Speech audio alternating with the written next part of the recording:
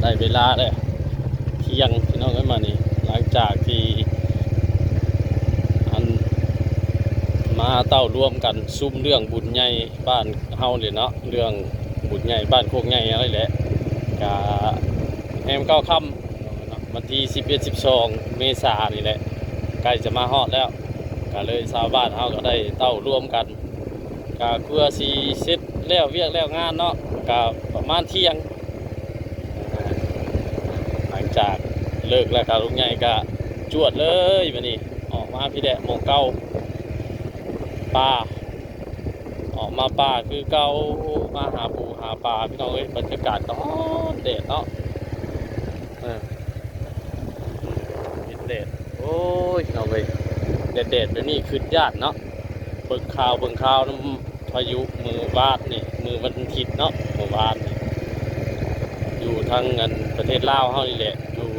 เมืองสีโคตรตะบองเพิ่นเนาะมาเคปพี่น้องเอ้ยหลายคนเบิ่งข่าวกับโอ้ยแสดงความเสียใจกับครอบครัวที่เพิ่นเสียหายเนาะ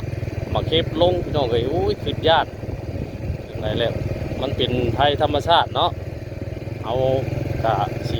ระมัดระวังแน่แหละกะบ่ฮู้จักสิระวังเนาะเป็นภัยธรรมชาติพี่น้องเอ้ยอันเบิ่งข่าวทางประเทศลาวเฮาเนาะทางแขกเวียงจันทน์เพิ่นไปกะเบิ่งหลายคนแล้วแหละเนาะคือสิฮู้อยู่อันนี้ก็มันเดชพี่น้องเอ้ยโอ้ยคือญาติเนาะนะนี่ครับวันนี้ก็ออกมาหาปูหาปลาคือเก่าพี่น้องก็อยู่ตรงไหนตรงหน้าเนาะบรรยากาศก็แดดเลยแดดคักอยู่เพื่อนกับสีอยู่บัวค่ำเนาะอันนี้ก็เครื่องมือเนาะมีการประชุมหรือว่ามาโอ้ล้มเต้าร่วมกันมาปรึกษาหารือกันเรื่องบุญใหญ่นี่แหละใกล้ใกล้สิมาฮอดเลยเนาะพระเกียมแล้วก็มาตีตกลงกันเรียบร้อยก็เสร็จเรียกเสร็จงานก็ออกมาคือเก่าพี่น้องเลยนัดหมายกันอยู่พี่เด็ด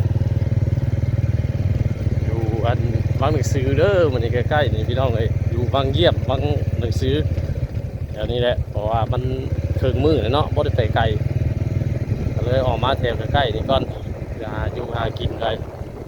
อยู่เพื่อนบ่ค่ำพี่น้องเลยโอเค